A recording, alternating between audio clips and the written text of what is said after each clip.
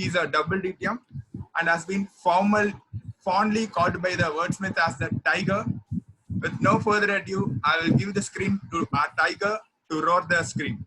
Over to you, sir. Thank you, Abhishek, and thank you all for coming here in this Wednesday evening to be enlightened about what happens as an evaluator. I have had experience from 2009 till date that I've evaluated a lot of speeches, and I've created my own unique way of understanding what a speech is and then give my evaluation. I would like an undertaking from you people, because this is a tried and tested method what I have done for myself, and doesn't mean that it is exhaustive.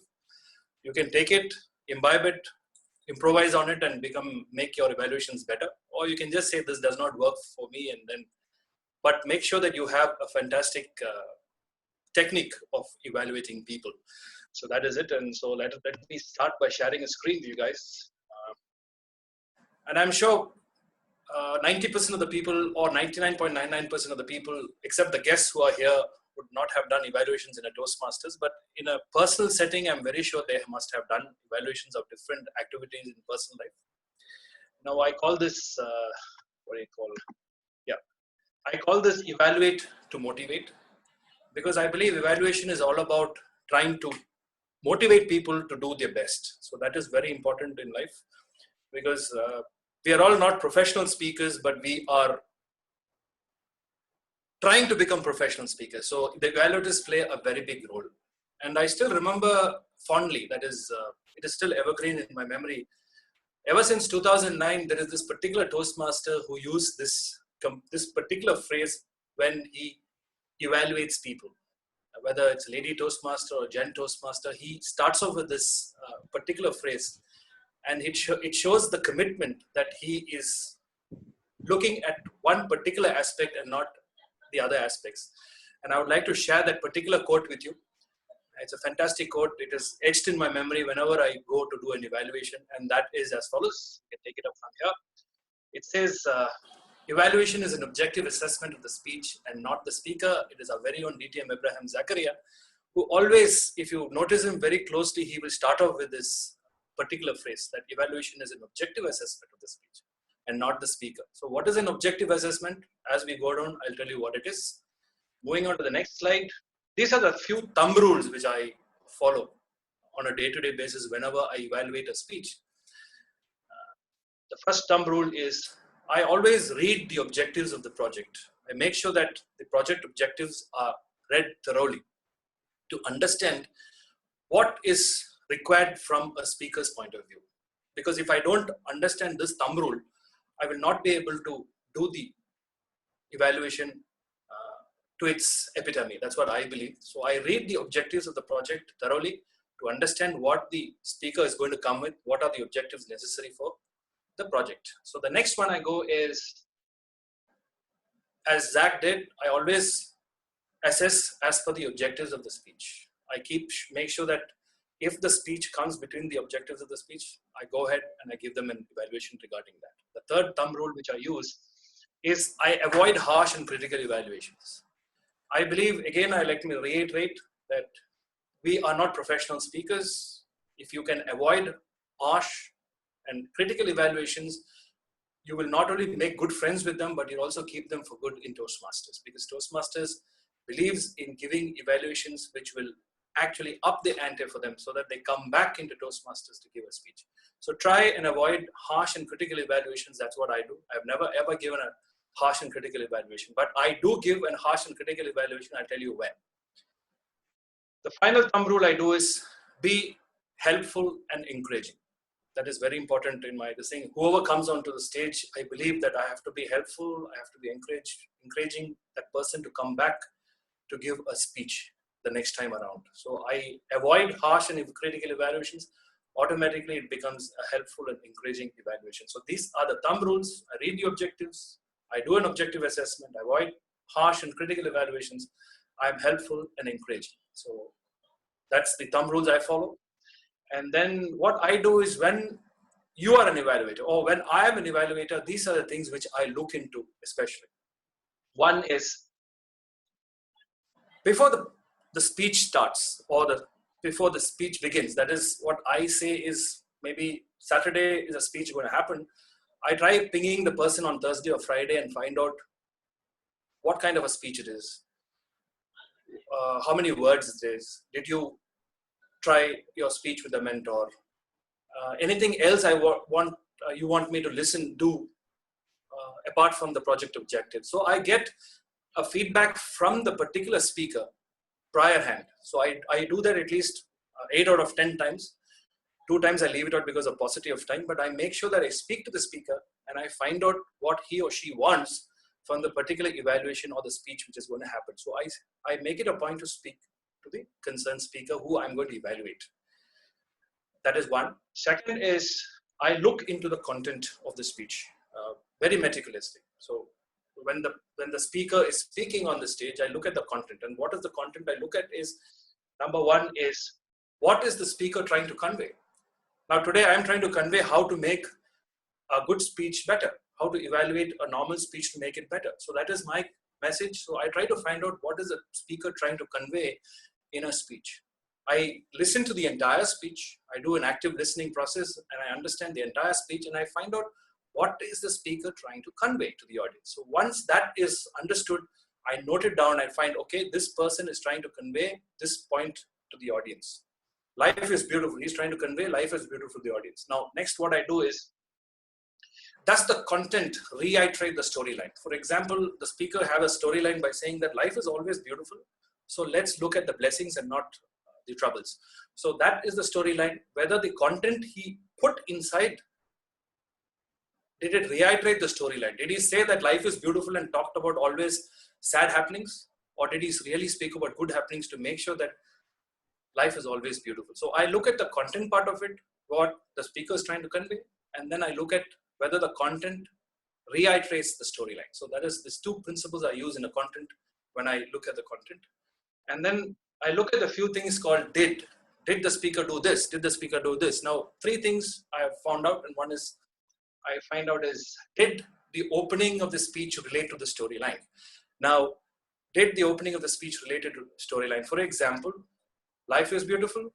That is the storyline he's trying to convey. Did he start with a sad story, which will regularly go in and tell people about life being beautiful? Or did he start with a fantastic story by saying, how many of you people think life is beautiful? That's a fantastic opening to bring to the purview of the speech, to pull the audience by saying that, how many of you think life is beautiful? All right, so that is a positive opening for a storyline called Life is Beautiful. Then what I do next is, did the opening enable the speaker to flow into the main body of the speech? Did he ask a very, fantastic question to hook the audience so that he can move into the body of the speech? Or did he start with something vague and try to move into the body of the speech? So I evaluate on this basis whether the opening enabled the speaker to move in smoothly, or I found it very difficult. So these are the few things I look into. And the third one is, I look in, did the speaker conclude well? The storyline is life is beautiful. He had a nice story. He had a nice point to reiterate that. And then did the speaker really conclude well? Did he call the audience to action? Or he just gave an abrupt ending? So all these I look into while jotting down my notes so that it makes it easy for me to evaluate. So opening of the speech relate to the storyline. The opening enable the speaker to flow into the main body of the speech. And did the speaker conclude well? So these 3 points comes on the did category. And then after the did category, I go into the speaker, follow the objectives. I kept it the 4th one. After doing all this, did the speaker follow the objectives provided in the manual? This is very important for an evaluator to look at it. While giving all these 3 out, did the speaker get into the objectives? Did he follow the objective? Did the objective state that there is a requirement for specific body language, eye contact, voice modulation? Did the speaker do it? So I look into all these aspects in the did category. All right. If I would say, at a base, if you're evaluating, please look at these 4 points and you find that evaluation becomes very, very easy for you subsequently. After did is over, I look at how. Now, did he do it? Okay. Everything got a tick. Now, how did he do it? Now I go and look at did the speaker bring to life the speech? Did the person use anecdotes? Did the person use characters? Or he was just giving a sermon that he took from the internet? Life is beautiful. As per the 1999 census, they were 80% were happy. Was he just giving information to us, or was he giving a personal life example or somebody's life example to bring the life to the speech? I look whether he did the how. How is very important. Then goes the next one. Was the speaker's body language? How was the speaker's body language? Was it just standing there and just looking at people and giving a speech, or was he energetic? Was he enthusiastic to give that speech? Was he really happy when he gave that speech? So very important to know. When a person speaks about life is beautiful, he should also be happy about himself and give that speech. So I see how was the speaker's body language, which I look into. And the last one is, did the speaker show himself to be in control? Now, many times what happens is many speakers cram their speech word by word, line by line, come to the stage and just let it out in a flow, like a reservoir breaking. They just let out the entire content of the speech straight onto the audience. And that is when I could easily say the speaker was never in control, because he was not sure about the way he was doing it, the way he was putting it out. So the speaker has to show that he is in control. In the sense, he has to separate the stage in different categories and give life in different angles. So if he's standing in one position and just giving it as a sermon, I would say he gave his content of the speech very well. But however, he was not in control, because he was scared to move out and miss out the words. So people who cram their speech and give it out can be easily found out. So did the speaker show himself to be in control? Good stage, good uses of pauses, good transitions, good eye contact. Did he do that? So this is what I look into in the how. And then the what comes. And particularly in the what, the kind of words were used. What kind of words were used by the speaker during the speech? Did the speaker use simple words to convey the message, or use technical words or high-end words? All these I look out.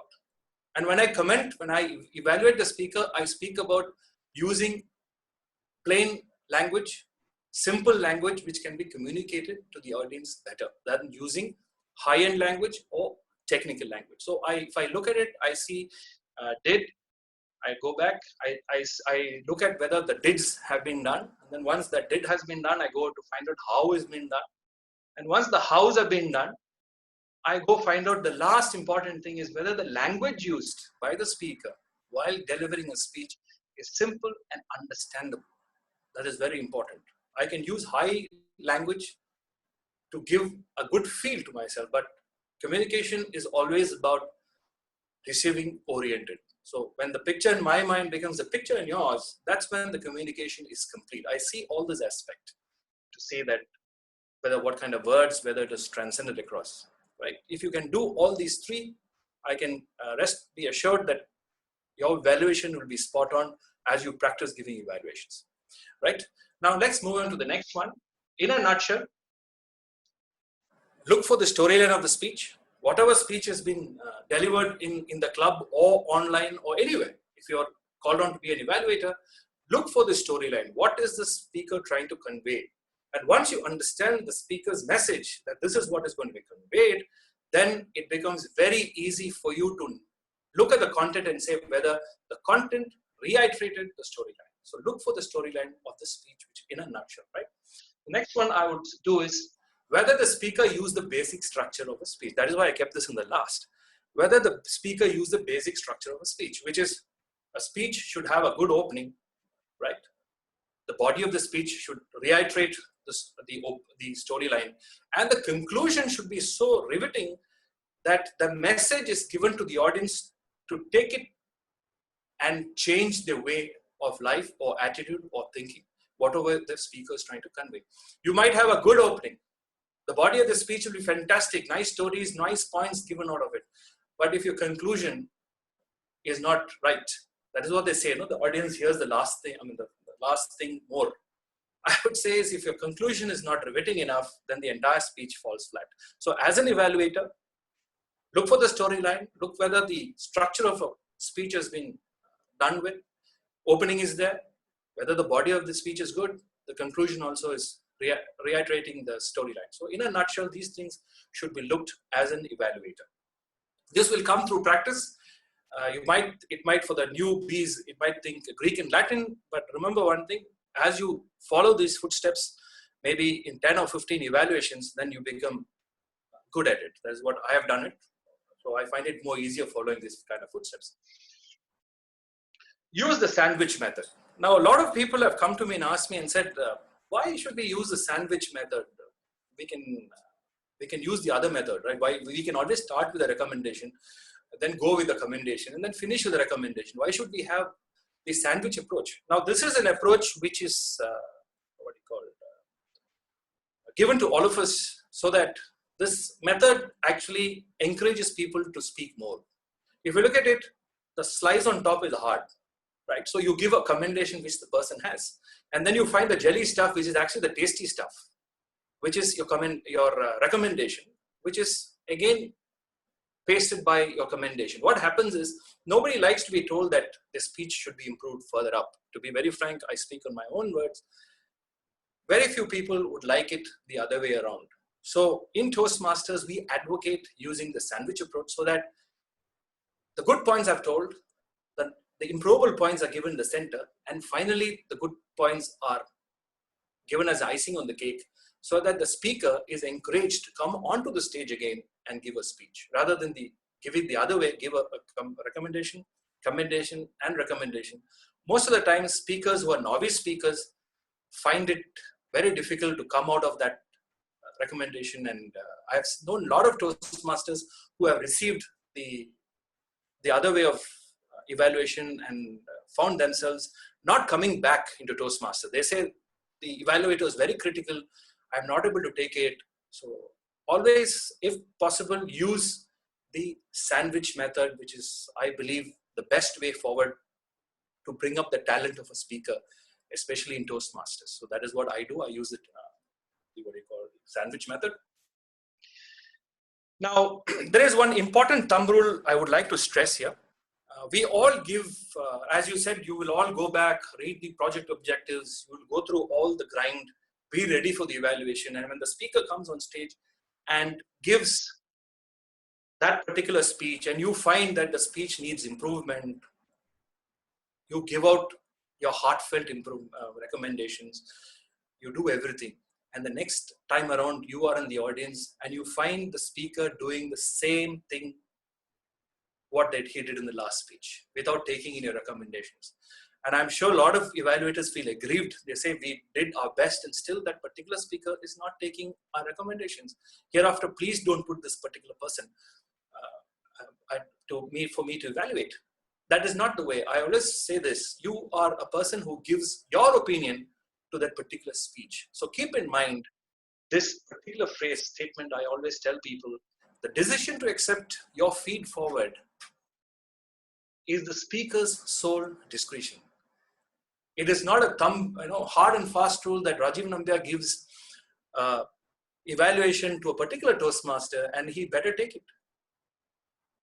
It is not done. It is the speaker's sole discretion. You are just giving an opinion about your evaluation on the speech. If the speaker takes it and uses it, good for him. If he finds it not up to his mark, it is up to him. So don't hold him against this and feel aggrieved as an evaluator. So please keep in mind, the decision to accept your feed forward is the speaker's sole discretion, nothing more. If you can understand this concept, then evaluation becomes more easier. Again, you'll be put back into evaluate the same speaker. You give your 2 cents. It's up to him to receive it, either go make it better or continue the same way. So there's no love lost. You're only improving your way of listening and your way of evaluating speeches, right? That is why I always say evaluation, as Zach says, evaluation is an objective assessment of the speech and not the speaker. So give that evaluation. Feel happy that you have been given, done justice to you, the role you have given. You have encouraged that particular person. And then what he does after that, that's his issue, because Toastmasters is a self-development learning portal, I would say. Yeah. Now, as you conclude, once you finish your evaluation, I always believe this. As you conclude your speech, always leave that speaker, let the speaker feel that he has accomplished something or the other. All you know, he might have given a speech which does not meet the project objectives. It is like the project objectives are Bangalore, he must be still in Chennai. That is okay. But commend him for at least coming onto the stage and giving a speech so that he feels that he can come back again the next week or the next time around to give a speech. So let him feel nice. Okay, I have done something for the very first time. I have faced an audience and spoken. I have now done this. Commend the person for what he has done. If he has not met the project objectives, very subtly bring it to him. Like, for example, what I use is very simple. I say, Toastmaster X, I find that you have taken a lot of pains to come in front of an audience and speak, which is highly commendable.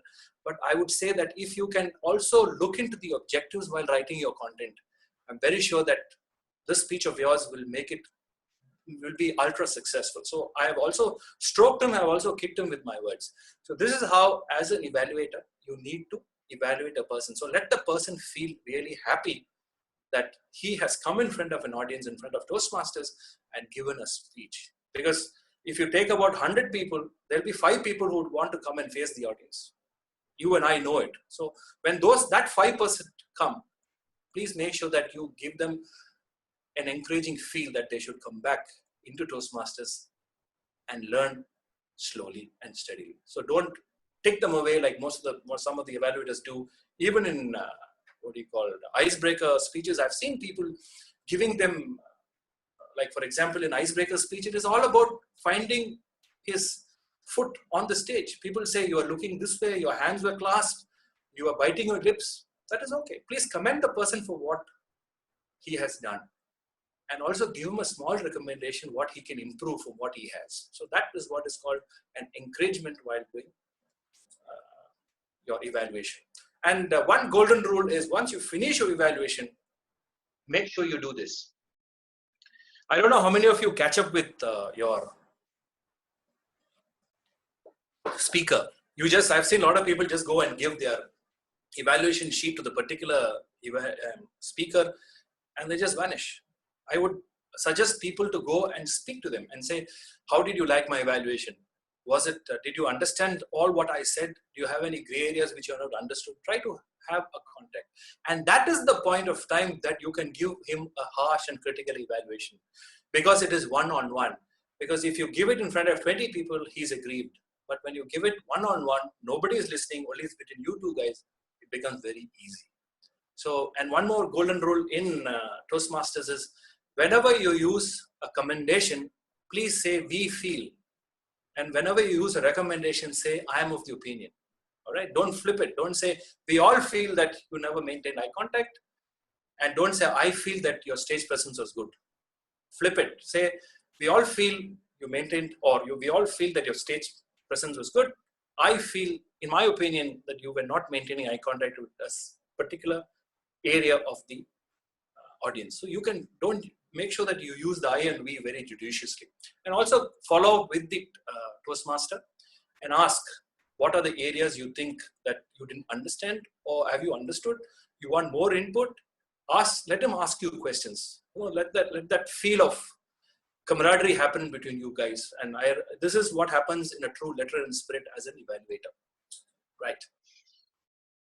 Yeah. Now, what I'm going to do is, I have just given you out about, you can all unmute yourselves. Please unmute yourselves. Please unmute yourselves. Yeah. So, I don't know how many of you have seen Sridhar Ranganathan's area level, club level and division level speeches, which has been the same, which is called the ultimate gift. Now, what I'm going to do is, I'm going to decipher Sridhar Ranganathan's speech the way I always do. All right. So the first thing I'm going to do is, what was Sridhar Ranganathan's main message to the audience? Now, for example, I was sitting in the division conference and I finished my speaking at number 2. And then he was number 5. And when he started speaking, I totally forgot that I was a contestant, because I started evaluating Sridhar Ranganathan's speech. It was so powerful, because I realized that I can use Sridhar's speech as an example when I do an evaluation session. I don't know when, but now is the time I'm doing it. Now, for example, Sridhar's ultimate gift. What was his storyline? If I would catch it up, I would say his storyline is about, gifting is not about the art of gifting. it is the heart that gives. All right. Who gives matters the most. What is given is immaterial. That is the storyline I got from Sridhar's speech. Maybe you people differ, but this is what the storyline I received from Sridhar Ranganathan's speech. That the art of gifting is not important, but the heart that gives is very important. I think so. That is where Sridhar beat all the 9 contestants away, because his storyline was fantastic. Now, how did he go into the opening of the speech? As an evaluator, I'm looking at it. How did he go? He spoke about going to a birthday party. All right. He started off with a mundane example like going to a birthday party. And he also gave us the reason why he's going to a birthday party. Because his son, when he had a birthday party, that particular person came and gave a gift. And he also brought out humor by saying, I wanted to buy a gift much costlier than him. So that he was basically on an egoistic plane. That's what he's trying to see. What he's doing is he has lifted himself into an egoistic plane. Yes or no? All right. And then he says that he goes into the body of the speech. He says he's standing in a long line, not knowing for why he's standing there. Again, he brings out his egoistic plane. See, he's lifting himself really up. And the message which is going to come next is fantastic. So he says he's waiting with that gift. All right. He's waiting with that gift. He's showing off to everybody. Just then, the birthday girl runs out crying or shouting out loud, Deborah. And that's when the twist comes in the story. The entire story, the twist comes then. He says, I have a gift. And there she's running behind Deborah. And she brings Deborah onto the stage. And what does Deborah give her? A small eclair chocolate. That's when Sridhar, at his egoistic plane, is totally brought to ground level. And then he gives in a message saying that Deborah gives, or the birthday gift gives Sridhar Ranganathan a chocolate and says, Deborah gave this chocolate. And that's when the entire story turns right from top to bottom, where he gives a message. How many of you have Deborahs in your life? All right. See the message which is, he's bringing that message. How many of you have Deborahs in your life, or how many of you have eclairs in your life who touch your life? Your father, your mother, they're all Deborahs. Are you giving credence to those people? He asked this question, isn't it? And when he's asking this question, you look at his pauses, you look at his transitions, you look at his eye contact. He's looking at the entire audience slowly. That is where he wins as a speaker. And then he asks, and he pauses, and then he asks another question, which is actually, that is where it was icing on the cake for Sridhar Ranganathan. He asked, how many of you are Deborahs in somebody else's life, and are you doing your work correctly? So if you look at this speech, a fantastic opening, a fantastic body language, a body of the speech, and a beautiful conclusion is what made Sridhar Ranganathan today the Division B champion in the eyes of the judges and everybody, including his co-contestants. In fact, when I walked out of the auditorium and people asked me, who do you think is going to win? I said, Sridhar, obviously, and the place for second and third is up for grabs. People are saying, why are you so magnanimous? I said, that's the truth. Right? So, if I have to give Sridhar one recommendation, I would say to tell Sridhar is, Sridhar showed a prop, isn't it? Sridhar showed a prop, a hand by saying a very expensive gift. And then he coupled up with that with an eclair chocolate. He created that vivid imagery. What I would suggest Sridhar to do is the next time when he goes into the semifinals, get a real gift which wrapped to make it really rich and show the audience that this is the gift I was holding. And then the final, show the eclair chocolate to the people, show them the real image. And this is what Deborah gave the birthday girl. I think so when you create that real life imagery, that is when the speech will really thrust into it. So this is my breakup of Sridhar Ranganathan's speech. The ultimate gift is not about art of gifting, it is the heart that gives, that is a storyline. How did the opening relate? It related very well. The body of the speech had a simple message to the audience. The conclusion was riveting, and the take-home value is that if Sridhar can incorporate this recommendation, which I have given, I think so this speech will go through the roof, and we can see Sridhar as the district champion. Because this very small message, but very powerful message, I would say. Sridhar's message is all about. I don't know how many of you have listened to Sridhar's speech. If you have a chance, ask him for a recording. I'm sure he must have done a lot of recording. Listen to the speech because it can change people's life for sure. That's what I would say. A thorough and deserving winner, I would say that day. So this is the way you can evaluate a speech. And this takes a lot of practice, a lot of commitment. And always remember, when you are given the evaluator's role, you are actually given, you are actually given the speaker's progress sheet. What you say can make a speaker. What you say can also break a speaker. Always remember that. So I rest with that. And I would say that I hope you got some information about the ways and means that I do my evaluation. And I have got a lot of questions here from different people. I've got a couple of questions, a lot of questions, which most of them relate to the same. And if I can take a few questions, if anybody is ready.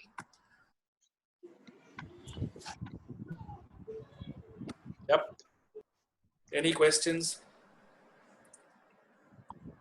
I can read out a few questions. Yeah. I think so. The first question is from Arumugam, Toastmaster Arumugam, who says, how to do best evaluation? And then you have Anand, who says, how to evaluate when a speaker is near perfect. All right. Now, how to do the best evaluation is, as I told you, read your project objectives, understand what the speaker needs, what is the content, whatever I've given you. The second thing is how to evaluate when a speaker is near perfect. Let's keep it as a utopian idea. All right, the speaker is 110% correct. You cannot, you don't find any recommendation to give. Please do not make up a recommendation. In your opinion, if the speech is 110% correct, commend the speaker for making that speech 110% and tell the speaker, I find no recommendations to give you in this particular speech. And I hope and pray that when you give the next speech around, you will do the same justice to this speaking slot which you have earned. I think so that is a way forward of giving a recommendation to the speaker. So that is what. What is on? How do you evaluate senior Toastmasters? This is a question asked from Canada from Toastmaster Priyan. I would say is whenever you evaluate a senior Toastmaster, evaluate him on the project objectives. Because if you're evaluating me, I will definitely take up as per the project objectives. There's no question about it. In case the evaluator, the speaker does not fit his speech in the project objectives, feel free to tell him where he has flawed and where he has not done well. So that is the way forward in evaluating senior Toastmasters. What is the most important aspect of evaluation by Vivekanandan? All right. So what is the most important aspect of evaluation? I would say everything is an important aspect of evaluation.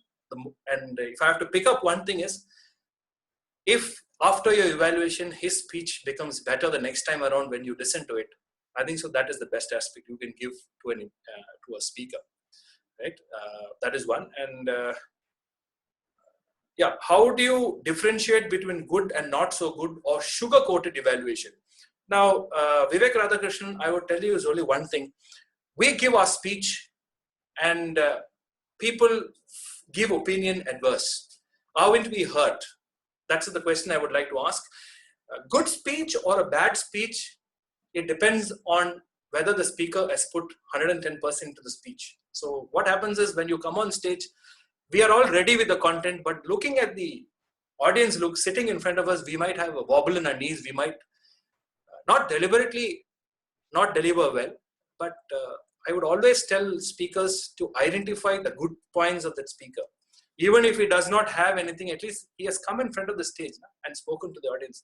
Try to commend that person. Be happy. Tell him that, I'm so happy that today you at least came from, rather than sitting there and just listening to us, you have at least got up, come here and taken stage time of 4 to 6 minutes or 5 to 7 minutes. I think so that is most important.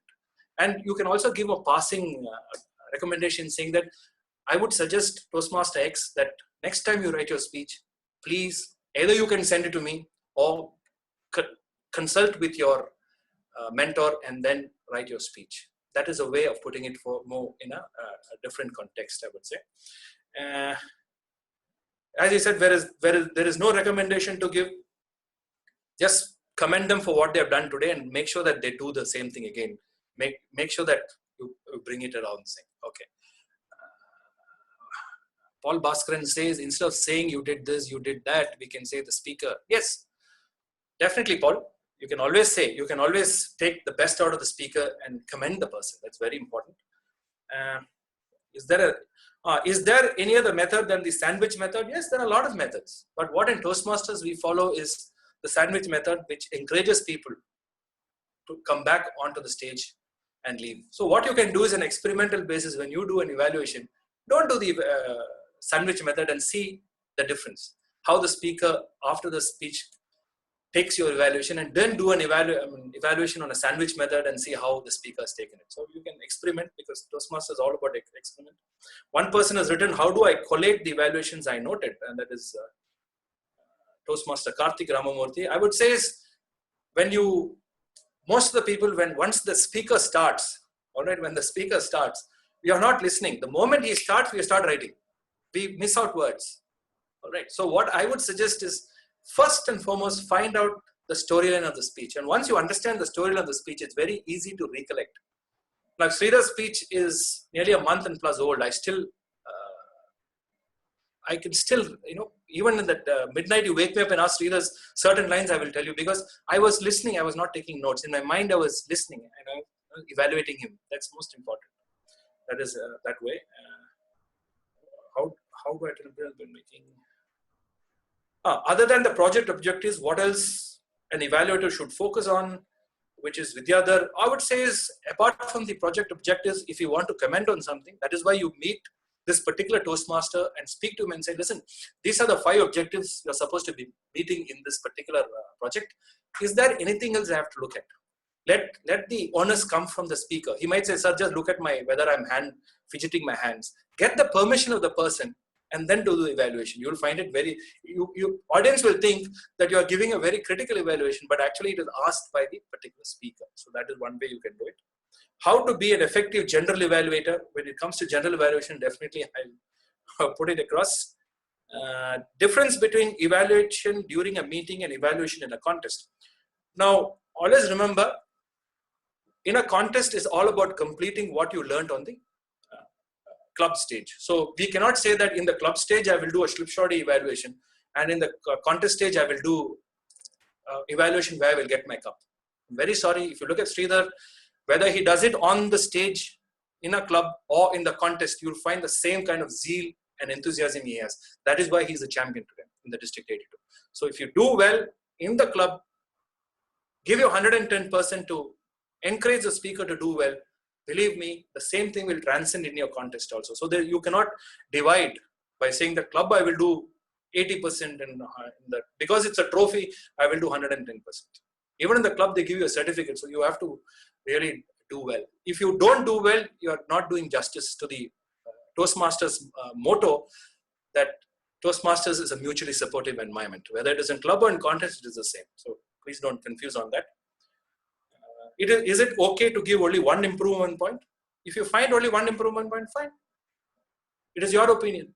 If you feel that that person can adopt it and make it better, fine. It's always a good. All right. Speakers are not throwing questions to the audience in online meetings, since most of the members switch off. If so, how to overcome this challenge? Now, for example, what did I do now? I just asked you all to unmute, isn't it?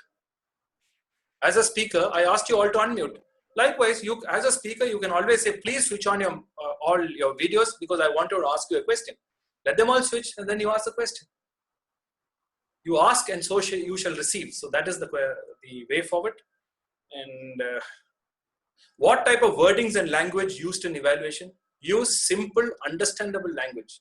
That is why you always start off with respected general evaluator, fellow Toastmasters, and Toastmaster X in particular. You are addressing that particular person. So give very plain and simple language for that person to understand. Don't use high frequency languages just to show that you are a DTM or a very senior Toastmaster. Speak in the language of the person who is receiving the message. So that's what I would say. Use that language. So then, what are the other questions? I'm a new member of Toastmasters, so I'm very eager to learn every part of Toastmasters Club. Guruswami, all I will say is, listen, look at people, observe the senior Toastmasters, how they go through their rigors as a Toastmaster.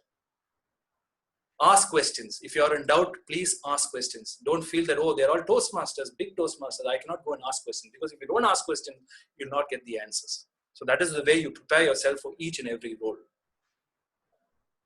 How to plan evaluation strategies by Mohammad Riaz. Mohammad, I would always say is what I have given you, just go through in verbatim. This is only the basics. After that, you can improvise. If you ask Sridhar Ranganathan, he will tell you he has a different style because he has evolved it.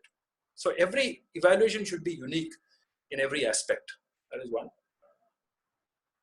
What is an effective evaluation? Oh, I like this question. Srinidhi is asked, what is an effective evaluation? I would say is an effective evaluation is one where the speaker receives your opinions, where he receives the 2 cents. And then once the meeting is over, he is charged, he is encouraged, he is motivated to come back onto the stage next time around when a chance is given to speak with the recommendations incorporated, if he's accepting that. So that is what I feel. A speaker should be evaluated in such a way that he or she should feel that, wow, these are the qualities which I didn't know. And these are the recommendations which is given to me on a platter by a Toastmaster who wants me to do well. So there, I want to come back. Rather, an ineffective evaluation will be, oh my God, this is something called bringing the goat onto the stage and just cutting his head off. I don't want Toastmasters. I don't want to be made a laughing stock in front of everybody. Thank you, Toastmasters, and leave. That's what I call an ineffective evaluation. Even if you have a sugar-coated evaluation to a particular Toastmaster to come back on stage next time around, I feel that is better than giving a very harsh and critical evaluation and making sure that he does not come back into Toastmasters. So that is what is called an effective evaluation. In scenarios where there are more recommendations and commendations, how should one prepare? Use a sandwich technique. Speak the good points. Elaborate the improvable points. Conclude with a very good point. That's it. So that is where the sandwich method plays a big role in giving out evaluations. That is what I would say. What is it? Scenarios, auto plan strategies. Maybe organization. Okay, somebody's asked, okay, whatever wordings. Okay, speakers are not throwing questions. How do I do improvements? Yeah, I think so. Most of the things have covered. Now I can take questions from the floor for people who have said that they will ask questions in person. Yeah, I'm open. Yes. Hello. Hi, Rajeev sir. This is Bhagat. Yes, Bhagat. Tell me, Bhagat. Yeah. So I found one objective in Pathways. The main objective is to display that to tell about only the time management patterns. But the speaker, can you hear again? No, I can hear you. Hear me? Tell me. Yeah. Yeah. In one of the Pathways objective, it shows time manage only to display tell about the time management pattern. Okay. But the speaker needs to use some vocal variety and gestures. Will I recommend that point in during evaluation? Is he a new Toastmaster? Not sure. No, for example, does the vocal variety and vocal enhancement really needed for that speech? It's shown. Does he have to say that today we are looking at time management, which is very important? Do we have to tell all that? You have to ask yourself. Is he just giving about time management? If the project objective says that just speak about time management, yes, and go back and sit down, evaluate him as per the objectives. And maybe later on, after the speech is over, you can go and speak to him and say, why don't you try, apart from the objectives, why don't you try also vocal variety and what do you call the other aspects like body language? Yes. Right? Yes. You can use that. You can do that to the particular speaker. Right? In case, for example, you're the speaker and I tell you, why don't you use vocal variety? And you ask me, it was not given in the objective. So what do I do? So there's a checkmate for an evaluator. So just stick to the objectives, and then maybe one-on-one you can always tell that particular person, right? Yeah. Thank you. Yeah. Thank you, Bhagat. Sir, Sajid. Hi, Sajid. Good evening. Good evening, sir. Sir, I have one question. Sir, I have seen some evaluators trying to bring in humor while evaluating. Okay. So is that a good practice or not so good practice, or what is your opinion, sir? I believe that You have to evaluate the speaker. That is all. If you bring in humor, I believe that you might dilute the message of what you're trying to tell that person. I don't know whether you have seen my evaluations. I hardly bring any humor because it is the speaker in particular. If it is Abraham Zachary, it is Abraham Zachary in particular. I'm going to evaluate the speech as per the objectives. That is all. To make it more lighter, if they're bringing in humor, it is their way of doing things. But I always believe that let us face the speech, let us evaluate the speech in our opinion, and let us give that particular person a push to do better the next time around. That is what I do. So I would not say that don't use humor. It is left to the particular Toastmaster, but I don't use humor. Okay. So we should not show our importance in the speech. We should give more importance. Yes, because you know why? Because without the speaker, the evaluator is zero. He's the hero. Okay. You are trying to make him a cult figure. That is all. Got it, sir. Thank you. Yeah, your pleasure, man. Anybody else? We are running out of time. We can have one last question, sir. One last question. Tiger, the issue. So one of the evaluator mentioned. Who is this, sir? Madhavan here. Hello, sir. Good evening. One of the evaluator mentioned the speaker does not comply with a project objective. How it is possible? Whether it is not approved by the mentor or people can give the speech without the mentor? How it will happen? Did the particular evaluator specify what is the objective which was missed out? No. Yes, I was hearing that. Yeah. See, if always remember when you are trying to say that this particular person has not met the project objective, try to specify which area. If you say in a what do you call, in a general terms, that means there are 4 objectives and I have not met everything. The speaker is deflated straight away. And then he runs back into his script and says, hey, I have met 3, but why is he saying everything? So as an evaluator, specify what he has not met. My point is there whether the speech script is approved by the mentor or people can directly give it? That is my doubt on that point. Sir, in Toastmasters, vetting of the speech by the mentor is very important. Because if a speech comes to me, I look at the objectives and I see whether the entire content falls into the objectives. Most of the times, they don't do it. And if you look at evaluation, I will walk into a club and suddenly they'll give me the evaluation sheet and say, you're evaluating Toastmaster X. I cannot do real justice to that. Please, we should avoid that kind of thing. We should have a evaluator fixed at least 3 to 4 days. The evaluation sheet sent to the person. I would say even the content should be sent to the particular evaluator. Let him have a look and see what is expected. He should not come here and do a contest. Because we are doing an evaluation so that every Toastmaster becomes a very good speaker. That is our idea. It is not that the evaluator comes and gives us pearls of wisdom, only he understands and walks away. No, it is about giving your pearls of wisdom so that this particular speaker receives it, incorporates it, and becomes a better speaker than he was yesterday. So that is about evaluation. And we are not judges. So that is what I would say. Yep. So much, sir. Thank you. So as I said, you roared the stage as always. Thank you, Abhishek. Thank you so much. So can we have a round of applause for this contribution? Thank you, everybody. Thank you. It was an extraordinary contribution on the feed forward and constructive feed, sir. Thank you, sir. In particular, we could say the sandwich was too tasty. We felt the sandwich was too tasty and it was perfectly blended for us. And I would like to add a word of caution that evaluation is the backbone of Toastmasters. If you can do it perfectly well or if you can excel in it, I think so you can make a lot of champions walking out of your club. So that's what I would say. Sure, sir, that's true, obviously.